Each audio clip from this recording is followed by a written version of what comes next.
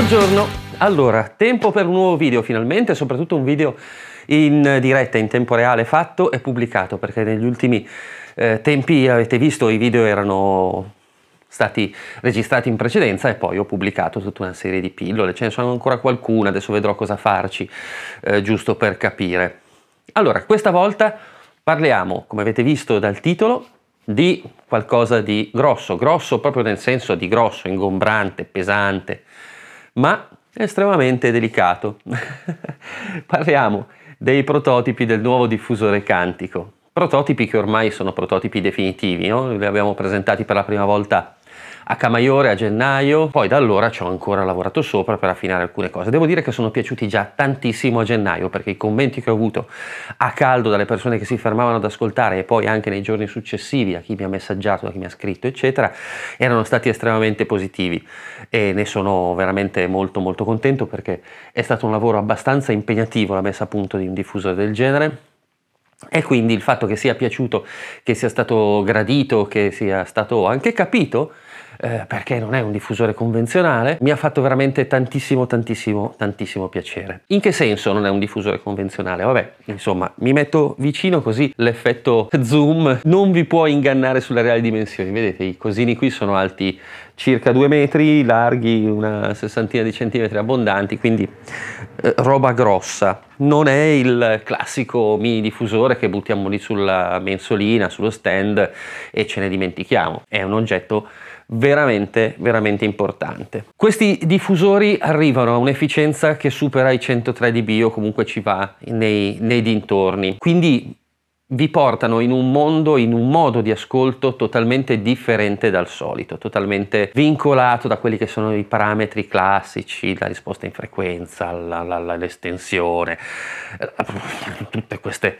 menate assurde che bisogna farsi quando un diffusore non funziona. Allora ci si attacca al dato tecnico, però fa 40 kHz, 12 Hz, tutte balle che non servono assolutamente a definire il suono, come abbiamo già visto. Beh, qui siamo andati all'estremo opposto. Ho voluto fregarmene di tutte quelle che sono le convenzioni, cioè il diffusore piccolo, ambientabile, bla bla bla bla bla bla, tutte queste balle, e fare un diffusore che fosse solamente per la prestazione, solamente per un tipo di ascolto di un altro ordine di grandezza, ecco, proprio non dico un gradino sopra, dico che è proprio un'altra scala rispetto ai diffusori convenzionali. Le scelte fatte per arrivare a questo signore sono state tutte in virtù della massima efficienza. Attenzione anche qui, non attacchiamoci al dato di efficienza, i 103 dB detti prima. Sì, ok, i 103 dB van bene, ci sono dovuti alla scelta di un certo tipo di altoparlanti, al fatto di avere i medio-alti a tromba, eccetera, eccetera. È ok,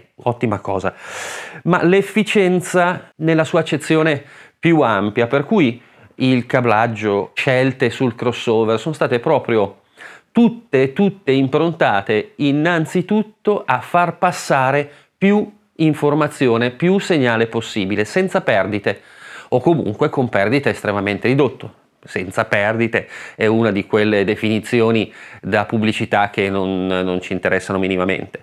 Però con perdite estremamente ridotte, allora questo ci dice veramente un po' di più. Quali sono state queste scelte? Nel crossover innanzitutto ho ripescato la tecnologia inventata o comunque testata per la prima volta sulle CX15, il vecchio top di gamma di Quantico con il coassiale da 15 pollici che si attestava sui 99 dB, quindi era già un diffusore molto efficiente. Per quanto riguarda il crossover, componenti ridotti al minimo, componenti di qualità più alta possibile, nessuna perdita, quindi nessuna cella di equalizzazione, nessuna cella di compensazione, solamente il minimo indispensabile per avere una rete di divisione delle frequenze. Tagli di ordine più basso possibile compatibilmente con gli altoparlanti, quindi un secondo ordine al massimo, e soprattutto la cosa fondamentale di questo diffusore, i livellamenti delle emissioni dei vari altoparlanti, perché ci sono in gioco efficienze diverse, sono stati fatti con autotrasformatori, in particolare gli autotrasformatori variabili Fostex, che sono un ottimo componente. Perché è stato necessario adattare i livelli di emissione? Perché il singolo woofer ha circa 100 dB di efficienza. Utilizzandone due arriviamo alla soglia di quei 103 dB reali. Vi ricordo che i due woofer sono due componenti particolari con un'impedenza di 16 ohm ognuno, per avere poi dal collegamento in parallelo un'impedenza di 8 ohm.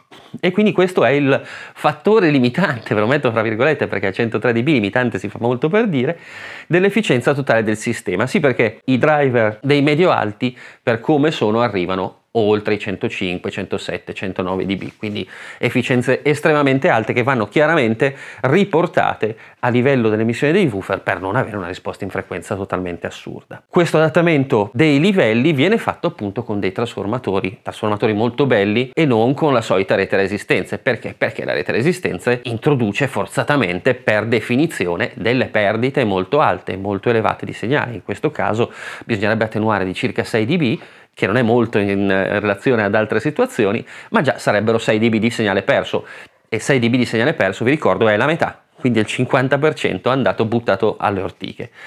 Questo non succede con i trasformatori, che possono dare un adattamento di livello senza queste enormi perdite. Chiaramente entrano in gioco problemi di impedenza, ma questi sono stati valutati e utilizzati a nostro favore per avere un'impedenza di carico del diffusore estremamente facile, estremamente friendly per l'amplificazione, piuttosto lineare, piuttosto costante, senza particolari problemi o rotazioni di fase strane da dover poi magari compensare in secondo luogo. Ecco, qual è il problema di utilizzare queste tecnologie per i crossover assieme, vi ricordo, a induttori di Leeds, caplaggio in Leeds all'interno, eccetera. Ecco perché, tanto per capirci, per riassumere un pochino le tecnologie buone utilizzate già ai tempi della CX15.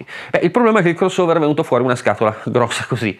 Vedete, qui dietro alle trombe si intravede forse da circa 2/3 del diffusore fino al retro, quindi per circa 40 cm, e per tutta la larghezza disponibile e l'altezza disponibile c'è uno scatolone di legno che contiene il nostro crossover. Perché? Perché quando si usano componenti buone e si vogliono minimizzare le perdite, i componenti diventano estremamente grossi. Bobina a voltinaria, condensatori carta e olio, tutta roba che occupa spazio, costa e occupa spazio. Però quando si vuole arrivare a un livello qualitativo di un certo tipo, vabbè, la scelta è obbligata, bisogna andare su quei componenti, punto, è finito, non ci sono molte scelte a disposizione. Poi se ci spostiamo in avanti, rimanendo sempre nel livello intermedio, troviamo la parte più interessante di tutto il diffusore, che è il driver e la tromba dei medi. Allora, la tromba dei medi è una Fostex in legno originale, è una 325 con una frequenza di cutoff molto bassa, in realtà limitata per il diametro della gola, che è piccolino, è una gola da 1 pollice, quindi più di tanto in basso non la possiamo spingere. Il driver è un driver particolare che questa volta ho voluto scegliere nel catalogo Vital Pro, tanto per capirci. Di nuovo la scelta è stata di utilizzare componenti professionali modificate poi da noi, come sempre, no? Già nelle CX8, CX15, CX8 Monitor, la scelta è sempre orientata verso altoparlanti presi dal professionale, perché sono costruiti stupendamente bene, funzionano molto bene.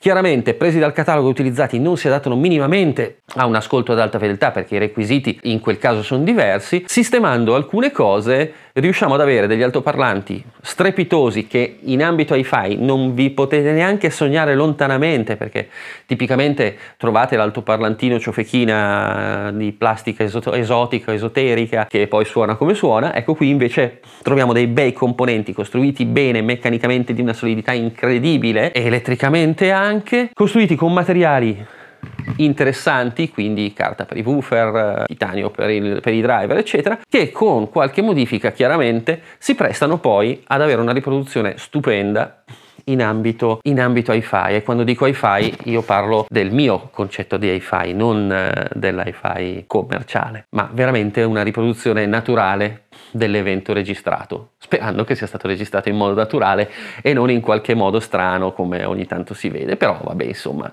torniamo a noi. Tromba in legno Fostex, driver Vital a compressione, efficienza da vendere regolata tramite trasformatore. Sul medio la rete di filtro è veramente ridotta all'osso.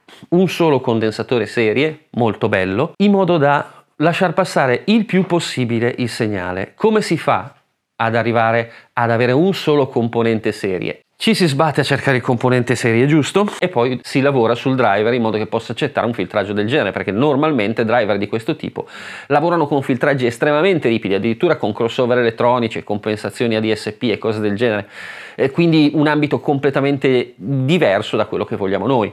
Ecco, allora qualche piccola modifica per poter lavorare con un crossover veramente minimo. Cosa vuol dire? Vuol dire una gamma media spettacolare, vuol dire un gran rispetto per la naturalezza delle voci. Le voci maschili, lo so, di solito sono quelle femminili che esaltano, eccetera.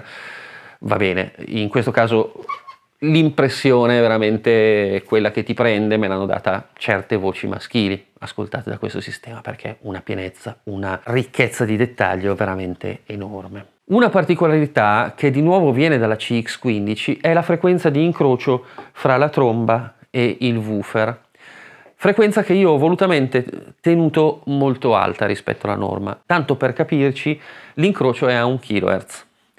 Lo schema è lo stesso che ho usato sulla CX15 perché l'avevo trovato molto vantaggioso, quindi squadra che vince non si cambia, no? Quindi con una tromba dei medi che riproduce da 1 kHz a 10 kHz. Il componente che utilizzo può andare tranquillamente ai 20 kHz, la tromba può andare tranquillamente ai 20 kHz e in seguito vedremo anche che cosa significa questo, però in questo ambito, nel progetto a 3 vie, viene volutamente limitata da 1 kHz a 10 kHz proprio per sfruttare il più possibile la parte stupenda, non dico buona, stupenda di questo altoparlante. Sopra i 10 kHz, quindi taglio per il tweeter molto alto, interviene il tweeter Fostex. In questo ambito ho utilizzato il T90, però vi voglio dire, siccome questo è un progetto che verrà realizzato custom sulle esigenze di chi lo vuole ascoltare, si possono tranquillamente usare tutti i tweeter Fostex della serie bella, quindi tweeter anche particolarmente costosi, particolarmente importanti, ma dal suono particolarmente bello, che in questo ambito assolutamente non vanno snaturati, non va perso niente, anzi ce li godiamo ancora di più.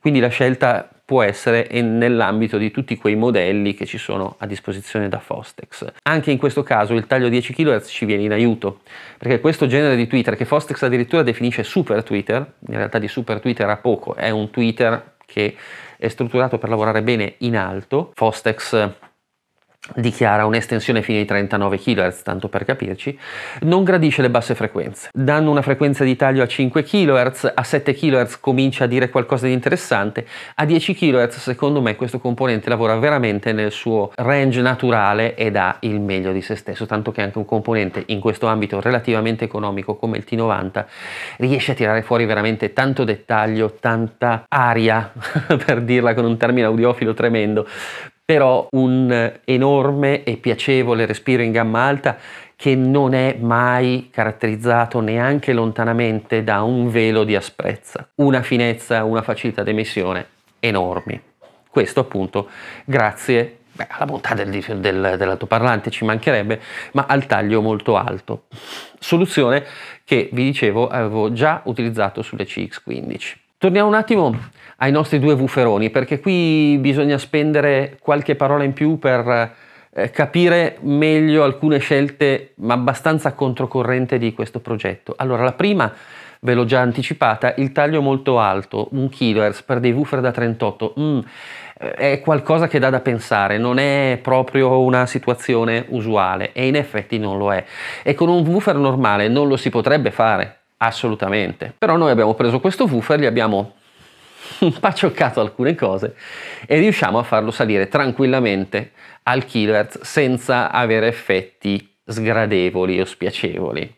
Quindi tranquilli, si può fare, con questi altoparlanti si può fare, con altri assolutamente no, anzi il corpo che questi woofer, il respiro che questi woofer donano alle frequenze basse e medio-basse è veramente notevole, unito a una velocità che non si sente normalmente in un woofer da 38, a meno di non sentire cose caricate a tromba, però a quel punto su dimensioni di questo tipo un caricamento a tromba ha un taglio alle basse frequenze che comincia a diventare importante, magari sopportabile, però insomma casse di questo tipo arrivano a fare 50-60 Hz verosimilmente in bassa frequenza.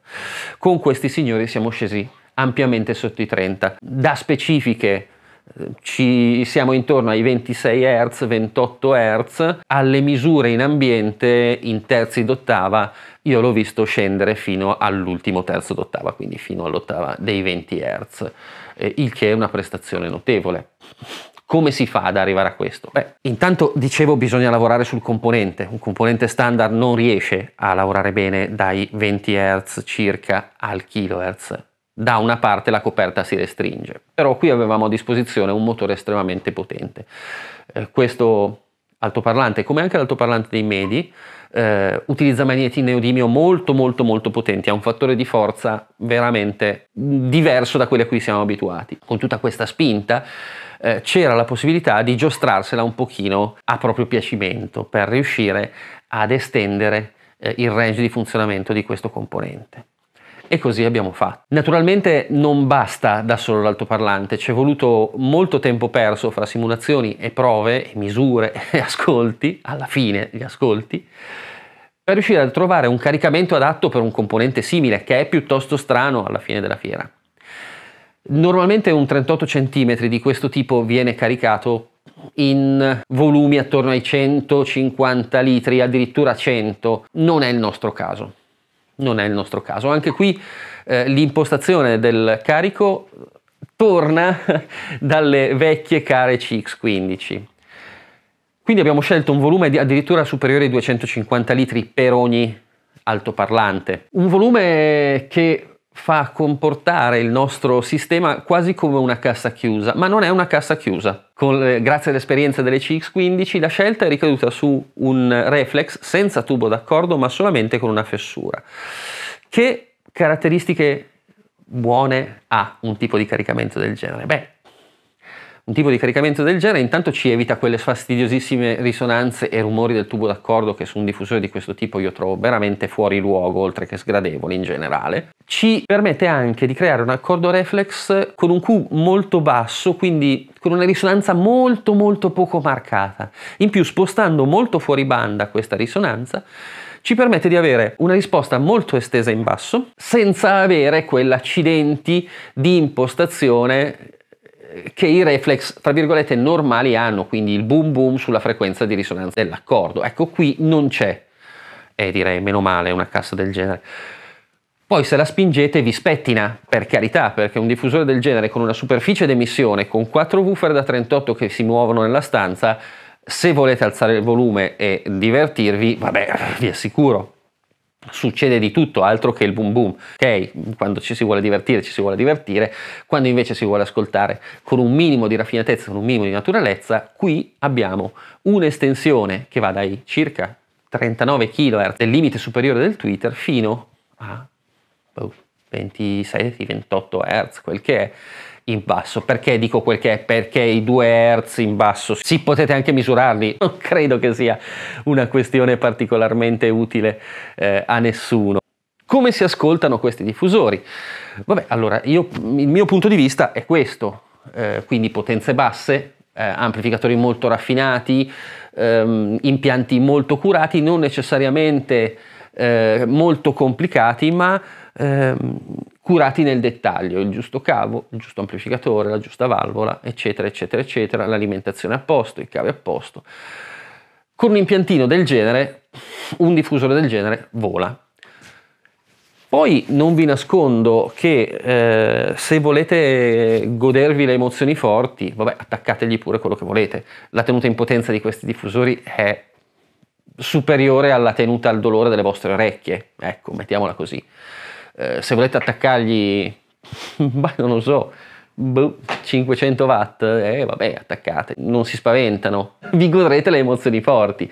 Magari 500 watt di amplificazione non sono proprio quello che ci vuole per farvi godere la raffinatezza di uno strumento acustico, però se volete invece smargiassare, ok, lo potete fare, ma così lo fate veramente di brutto. Io penso tecnicamente di avervi detto tutto. Sul suono, come al solito, non vi faccio sentire nulla qui e non mi pronuncio. Perché? Perché le ho fatte io, suonano esattamente come voglio io. Cosa vi potrei dire? Che suonano bene? Certo, per forza, le ho fatte come dicevo io. Vi invito invece a venirle ad ascoltare, e qui viene il bello, perché mentre giro questo video in realtà io sto già preparando per smontare tutto, qui a Biella e rimontare tutto oggi pomeriggio a Milano in via Vannucci al 20, dove le porterò e per quest'estate saranno praticamente l'ascolto esclusivo. Anche perché messe queste in saletta a Milano non ci entra più niente, però sarà molto interessante perché sapete, chi è stato da me lo sa, la saletta di Milano non è enorme. Sarà molto interessante ascoltare dei diffusori di questo tipo in quell'ambito, anche per capire che si può fare. Un'ultima parola la voglio spendere sulle dimensioni di questo diffusore. Questa cassa ha un nome in codice H3215. H sta per horn, tromba, 3 vie, 2 sta per 2 woofer, 15 sta per 15 pollici. Dall'esperienza nata da questa cassa, in realtà sono nate tutta una serie di alternative più compatte.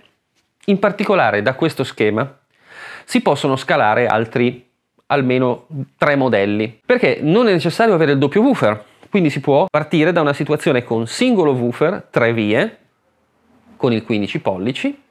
Addirittura si può scendere ancora avendo una situazione con un singolo woofer a 2 vie, perché come vi ho detto la tromba in legno Fostex con il suo driver si fa i 20 kHz. I 20 kHz della tromba non sono a livello dei 20 kHz, anzi dei 39 kHz a cui si arriva con il twitterino Fostex, ma ci sta molto più che degnamente. È comunque un ascolto veramente molto interessante, con costi e ingombri ridotti rispetto al bestione completo. Con il singolo woofer si va intorno ai 100 dB di efficienza comunque, non stiamo falcidiando completamente o stravolgendo completamente il progetto. Boh, è chiaro che il doppio woofer ha un altro impatto, chi l'ha provato sa di cosa parlo. Non si perde nulla rispetto alla versione singolo woofer in termini di articolazione, dettaglio eccetera, anzi si guadagna in termini di dinamica e di velocità grazie al fatto che questi singoli componenti sono dei 16 ohm e non degli 8. Però insomma non è detto che uno voglia mettersi un bidone alto 2 metri in casa, per cui c'è la possibilità di fermarsi al pian terreno, quindi singolo woofer, tromba tweeter, singolo woofer e tromba. Da un singolo progetto sono nati in realtà 3 diffusori diversi per diverse esigenze, ma anche per diversi costi, ci mancherebbe, perché un bestione del genere non costerà poco. Le finiture, l'aspetto estetico eccetera, io qui ho voluto fare una scelta che è stata ponderata molto a lungo. All'inizio volevo fare un oggetto complicato, rifinito come la CX15. I costi sarebbero volati alle stelle per la falegnameria.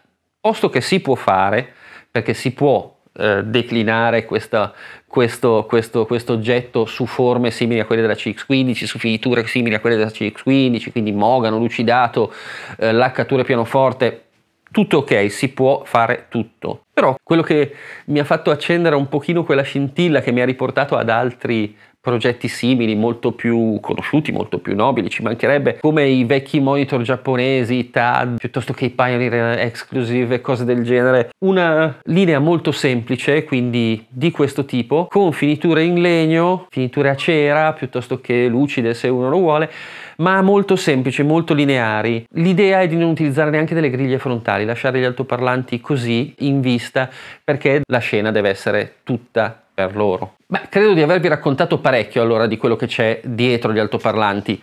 A questo punto non posso fare altro che invitarvi a Milano, in via Vannucci 20, ad ascoltare questo sistema. Le amplificazioni a disposizione saranno quelle secondo me più in tema, quindi trio di single handed, ma perché no, anche con un push pull si può fare. Ci saranno gli ibridi di audio exclusive, quindi se gli vogliamo mettere dentro quei 150 watt tanto per vedere se i vetri si rompono lo potremo fare. Ci sarà l'amplificatore cantico con le 45 di cui vi parlerò un pochino più dettagliatamente in un video dedicato a lui, perché anche lui ha tante cose da dirci. Questo è un apparecchio one off, ce ne sarà uno di questi apparecchi, non credo che ne farò una produzione in serie. Avremo il Miraceti 2A3 per l'occasione, che avrò a disposizione delle belle valvole per farlo suonare. Va bene, allora fatti gli inviti, fatte le descrizioni, raccontato tutto quello che c'è da raccontare.